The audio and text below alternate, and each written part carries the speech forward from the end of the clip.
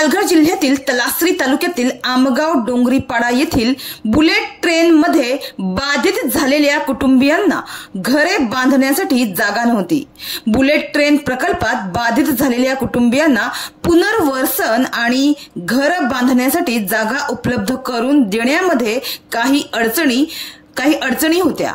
त्यामुळे येथील बाधित झालेले 8-9 कुटुंब रस्त्यावर आले होते। त्यांच्याकडे कोणतीही पर्यायी जागा नव्हती आणि त्यातच ऐनवेळी पावसाची सुरुवात झाल्याने हे कुटुंब जाणार कुठे, हे कुटुंब राहणार कुठे असा प्रश्न उपस्थित झाला होता। त्यामुळे या कुटुंबियांची समस्या येथीलच कार्यकर्त्यांनी आमदार विनोद निकोले यांच्याकडे मांडली होती। त्याची तातडीने दखल घेत गावकऱ्यांच्या माध्यमातून आमदार विनोद निकोले यांनी बेघर झालेल्या या बाधित कुटुंबियांसाठी पाटीलपाडा येथे जागा उपलब्ध करून दिली आहे।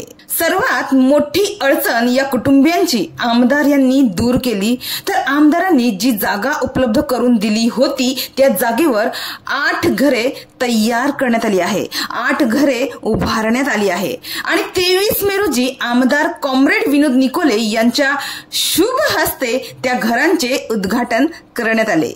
या प्रसंगी उपसभापती कॉम्रेड नंदकुमार हाडळ, पंचायत समिती सदस्य comrade Rajesh Kharpade, TDC bank संचालक कॉम्रेड दसुरडे, ग्रामपंचायत सदस्य बरफ व ग्रामस्थ आदी मोठ्या संख्येने उपस्थित होते।